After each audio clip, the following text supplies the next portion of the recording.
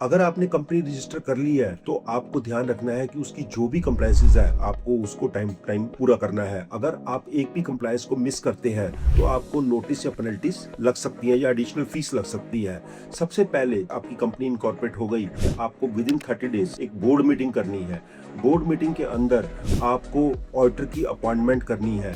जब आप ऑडिटर की अपॉइंटमेंट करेंगे तो ऑडिटर को आपको एक ऑफर लेटर देनी है जिसमें टर्म्स एंड कंडीशन सारी मेंशन होगी और ऑडिटर से आपको एक्सेप्टेंस लेटर भी लेनी है।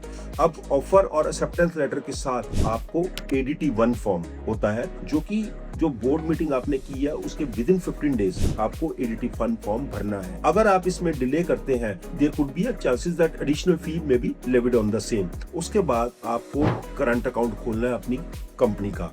जब आप करंट अकाउंट खोलेंगे तो आपने जो भी अथॉराइज्ड कैपिटल और पेड अप कैपिटल उसमें शो की है, जो कैपिटल है आपकी, उसको आपको अपने बैंक अकाउंट में डालना है in the proportion of the director. जैसे 2 डायरेक्टर्स हैं उनकी, मान लीजिए 50,000 एक डायरेक्टर की है शेयर कैपिटल और 50,000 दूसरे डायरेक्टर की है, तो दोनों की एंट्री उसके अंदर रिफ्लेक्ट करनी चाहिए आपकी बैंक स्टेटमेंट के अंदर।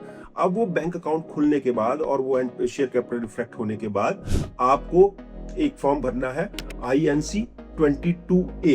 अब INC 22A क्या होता है कि that is a commencement of business. आपको INC 22A फॉर्म भरना है तो only then you are able to commence the business.